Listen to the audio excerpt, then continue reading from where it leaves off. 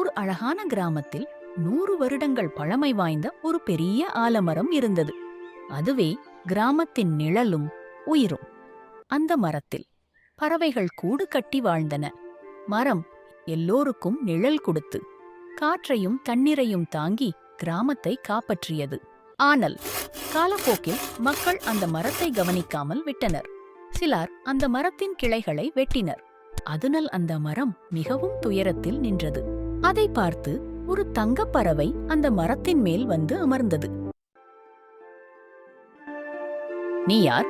இதற்கு முன்பு உன்னை பார்த்ததே இல்லையே.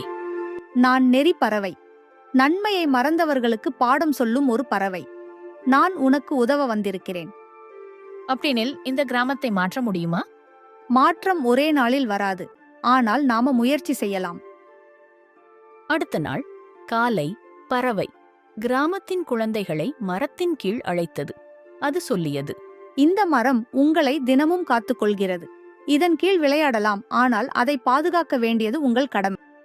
குழந்தைகள் ஆச்சரியமாய் கேட்டார்கள்.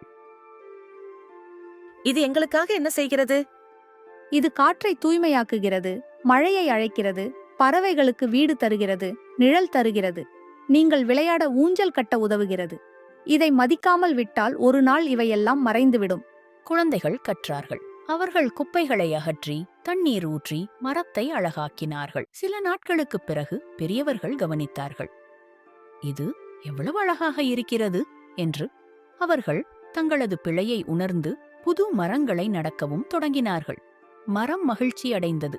மரம் பறவையிடம் சொன்னது, நான் இப்போது மகிழ்ச்சியாக இருக்கிறேன், அதற்குக் காரணம் நீதான். பறவை சிரித்து சொன்னது, இது உன்னுடைய நன்மையின் பலன்தான். நீ யாரையும் குற்றம் சொல்லாமல் நன்றியுடன் இருந்தாய். அதனால் மாற்றம் ஏற்பட்டது. மரம் நெகிழ்ந்தது. அந்த பறவை மெதுவாக வானத்தில் உயர்ந்து மறைந்தது. ஆனால் அந்த கிராமம் இனி ஒருபோதும் பழையபடி இல்லை. ஒவ்வொரு வீட்டின் முன்பும் ஒரு மரம், ஒவ்வொரு மனதிலும் ஒரு நன்றி. நெறி மோரல்: நன்மை செய்தால் நன்றி தாமதமாக வந்தாலும் நிச்சயம் வரும்.